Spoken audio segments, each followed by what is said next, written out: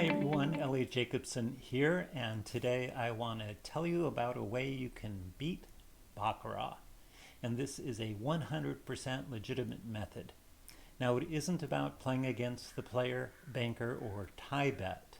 Rather, it's a way of beating the most popular side bet available on Baccarat tables internationally. That's the pairs bet. The pairs bet is a simple bet, and all you are doing is wagering that the two cards dealt to the player hand, for example, will be a pair. Two aces, two threes, two fives, two jacks, whatever, a pair. And if it is a pair, that pays 11 to 1, otherwise you lose. There is also a pairs bet available on the banker hand, so you can make two pairs bets per coup, per hand of Baccarat.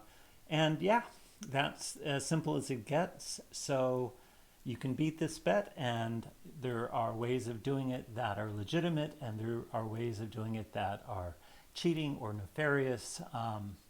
And both of those are employed in casinos. So let me just go ahead and show you the more nefarious choice. So this is a spreadsheet that tells you perfect play at the Baccarat pairs bet. This is exactly how to beat this bet 100%. So I'm going to go full screen here just to make this a little bit easier for you to see and explain what's going on here. So in this spreadsheet, we have a green area up here where you can choose the number of decks in the shoe. And then as the shoe progresses, you simply enter the number of cards of each rank you see after every hand in one of these locations. The sheet automatically updates with the cards remaining of each rank, and then it does a little bit of mathematics, and out pops the current house edge and the standard deviation. Now, I just want to give you a couple of examples of what happens here towards the end of the shoe. So let us, for example, just suppose we are in a perfect ideal world where exactly 28 of each card has been played, which is very, very unlikely, so that there are 4 remaining of each rank going into the last deck. Notice a house edge of 29% here, so the house edge is astronomical. But this is very atypical of how a shoe would normally progress. What we see instead is a far more ragged distribution of the various ranks towards the end of the shoe. So let's just suppose, for example, we have 30 of these and 22 of those. We have 30 queens having been played, but only 20 kings have been played. And notice just with that very simple change, we have a player edge. So the whole idea of beating the pairs bet is looking for those situations where you're towards the end of the shoe and you have a very ragged, uneven distribution of the ranks that are remaining. So notice what happens as I put cards back into the shoe. If I simply add one more king back, then the player edge is now only 2%. And here we have 11 kings remaining. So if I were to make this a 22 so that there's only 10 kings remaining, notice now we have a house edge. So this is very sensitive to very small changes towards the end of the shoe. And here we're more than one deck out. So you could imagine what would happen if we were down to, say, 20 cards left or 24 cards left in the shoe. So let me just show you what might happen. For example, if I were to really bring this down towards the end of the shoe, and we had one card that was more abundant than the other. So here I'm trying to get this down to where we have under 25 cards remaining.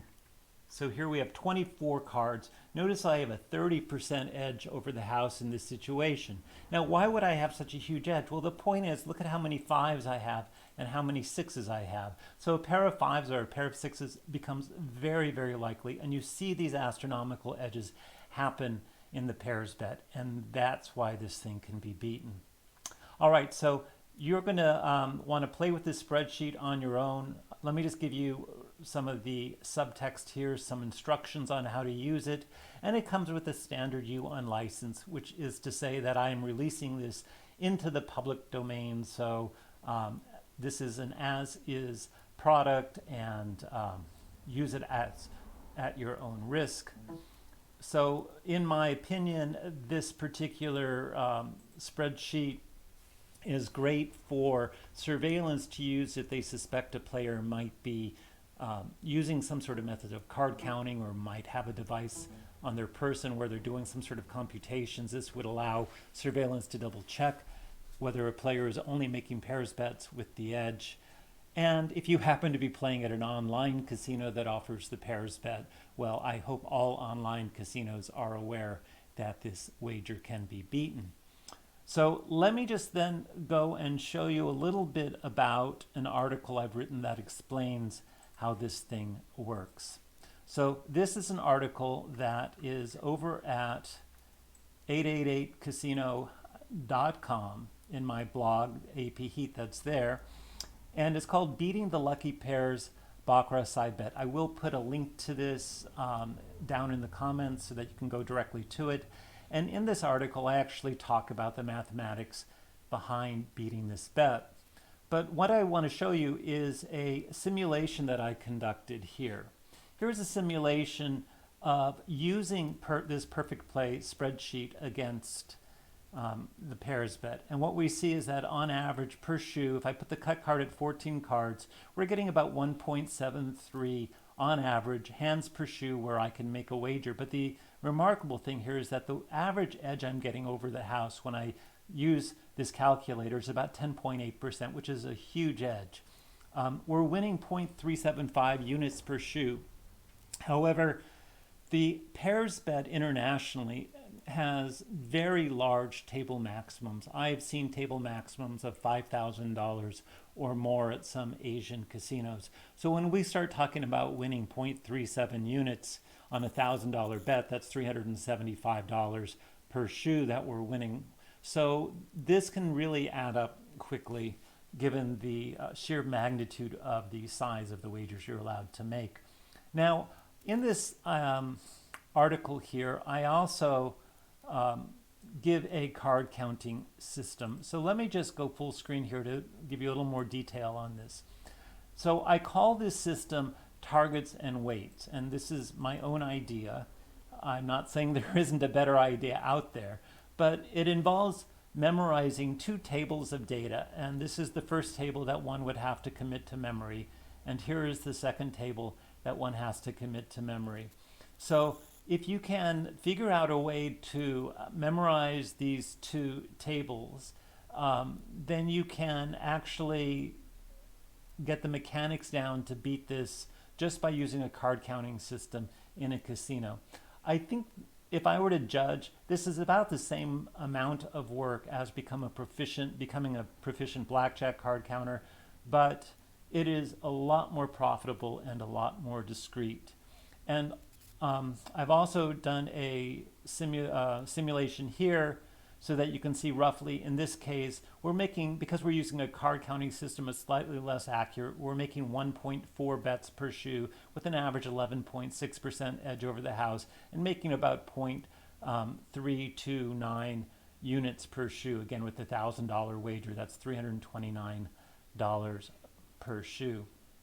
So this is a tough system, but it is human feasible, and given that this is such a vulnerable side bet, I certainly think that it is something that anybody who is looking for an edge should consider.